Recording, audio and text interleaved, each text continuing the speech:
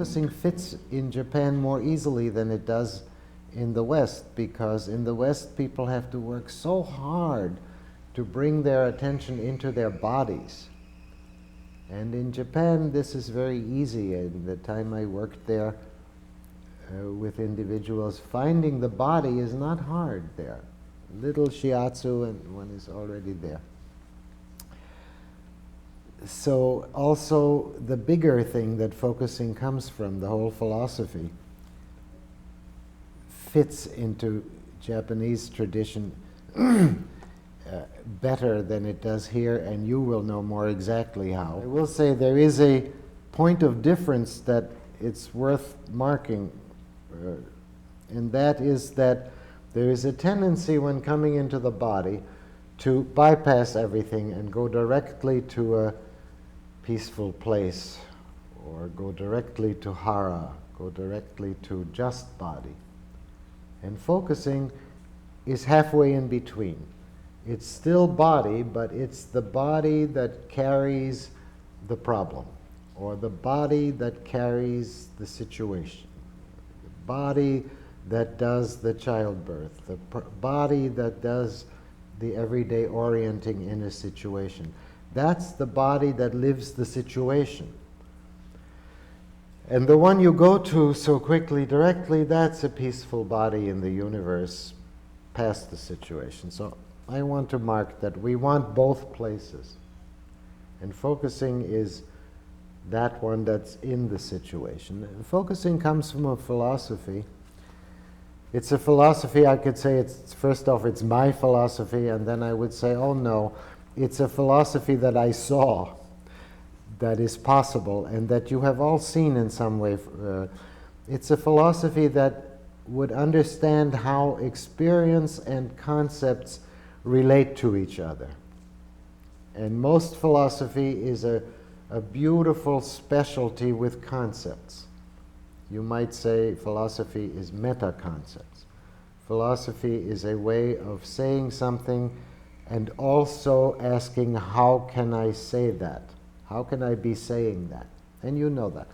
But what I want to point to is, here is a philosophy that does that, and brings everything we have about concepts, but relates that to experiencing, for which you can also say situations, because the body experiences in situations. Or you can say childbirth, because that's a word that brings the real body in the situation. Or you can say practice. And then I put ... so then we get all of them. You can consider anything that we say, no matter how precise, as also having ... after it, so that we have the precision and then we still have the living that this precision brings. And then the precision, the concepts open the living, they carry it further, they make all sorts of things possible.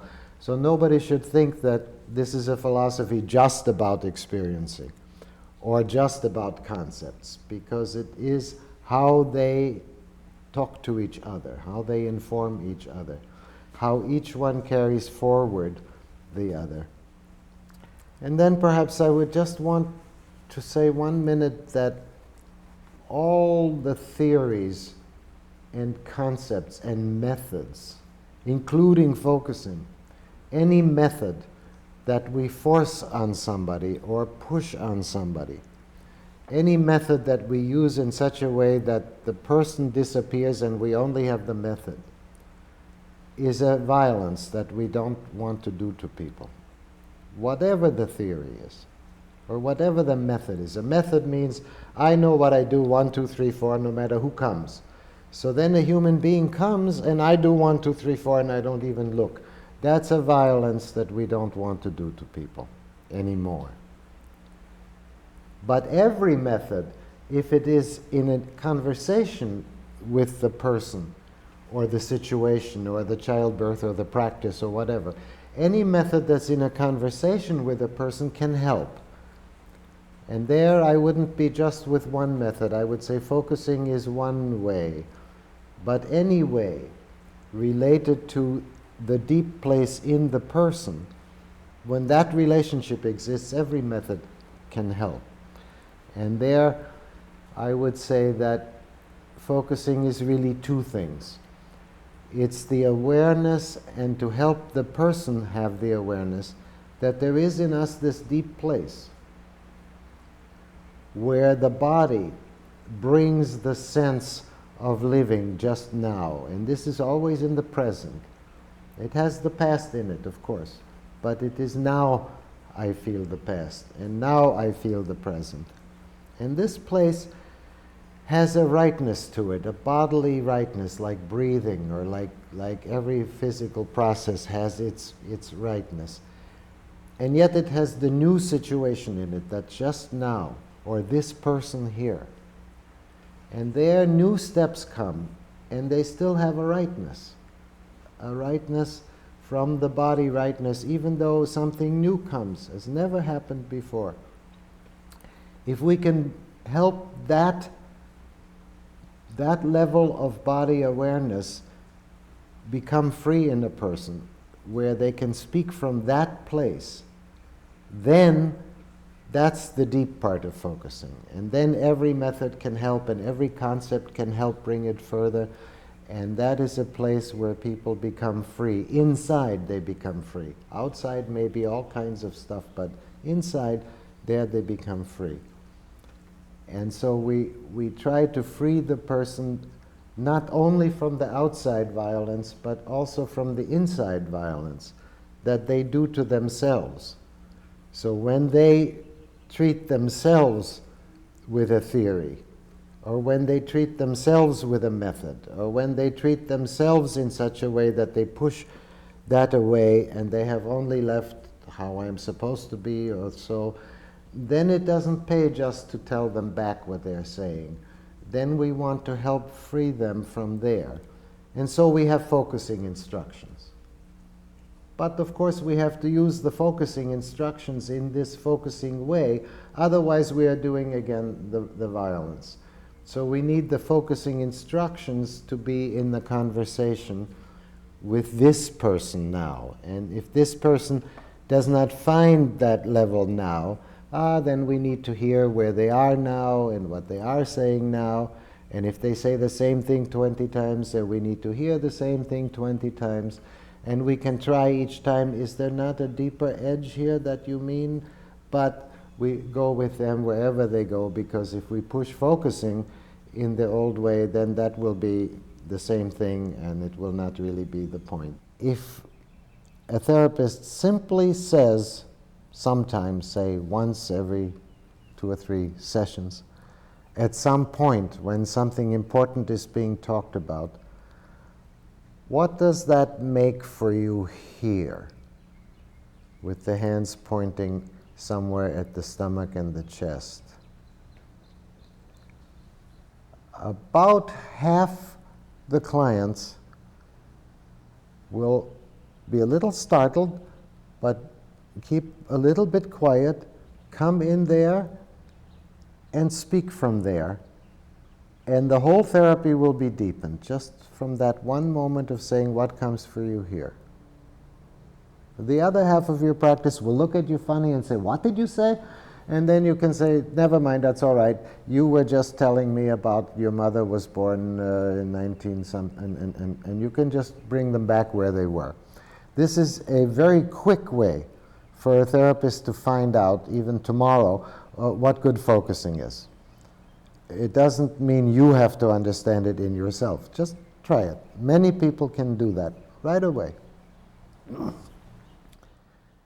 In a more general way, I could say focusing was designed originally for those clients who we found were predictable failures because they did not refer inside. Or, and I think the finding at the time was just that they did not refer inside. And that is one type of what I call a dead end in therapy, where the client goes around and around and around, and there are never any openings for a therapy sort of process. They say this and this happened and I was unhappy about it, and then when you say, tell me more what it means for you unhappy, they say, well, wouldn't anybody be unhappy when this happens? Aren't you unhappy when this happens? And then it doesn't go any further. Or there may be some impossible thing. I just cannot do this, or I don't have the courage, or I'm afraid, or what. And then it just goes around and around. And pretty much every session you hear approximately the same thing. Or you may argue, depending on what your method is, present some better way, and then it doesn't work, and it just goes around, and it's stuck. And one quick way, if your therapy is not stuck, by the way, to get it to be stuck is to have an argument with your client. That's a good way to get it stuck. But many therapies are stuck on that level of repetition of the same stuff. The other way that therapies are often stuck is they are deeply emotional. And people cry, or they pound the table, or they have big fear and whatnot, but it keeps being the same emotion all the time, over and over again. Those are two kinds of stuck places that we all know as therapists, happen in every practice. And focusing helps with those. Nothing human helps all the time with everybody, that we admit from the start, but focusing helps a great deal with those, because it brings people to this place here, which is underneath their concepts, underneath the words, or you might say behind the words, or around the words, anyway like that. And there we have little ways that a therapist can point there. Doesn't mean you have to stop everything and say, now I give you focusing instructions. That's the one way to do it, but you can also take just what somebody says and say, I think you have a sense there of something. And or I think something in you doesn't want to. Or am I hearing it right? There's something there you don't know yet. Or there are many ways, I can't say them all now, of pointing to such a place, and it sometimes brings a person there, slowly sometimes over the weeks. Somebody who, if you say, what do you feel here? They say, what do you mean? Will find it. And that is also true with the emotional, because the focusing place is not away from emotions, it's just a little further. It's like, ah, yes, you are afraid. And then to help the person below the fear is a wider, something wider. The fear is there, yes, we're not denying that. But there is something wider, something uncomfortable comes with the fear, something like that, something you don't know yet, something funny, something that has no words, and there focusing starts. That can show us the wider thing I want to talk about, that there is always a more, that no matter how precise and sharp and conceptually right we have formulated something, there's always a more. There's always, for us also, that wider something, that under or behind sense that yes, this says it, this is true, this is objectively true, it's tested, or also it speaks for me even, but there is always a wider place underneath where my body is being spoken from, or perhaps not spoken from, and I can check and look there and say, what I just said, yeah, does that say? Or no, or whatever, and there's always a more, and there's always a wider, and there is a way to connect the concepts and the words with the wider. One of the characteristic and important things about focusing is that, of course, it's something that's in anyone. It's something that I found. It's not something that I invented. I only made little steps so that it can be found more easily.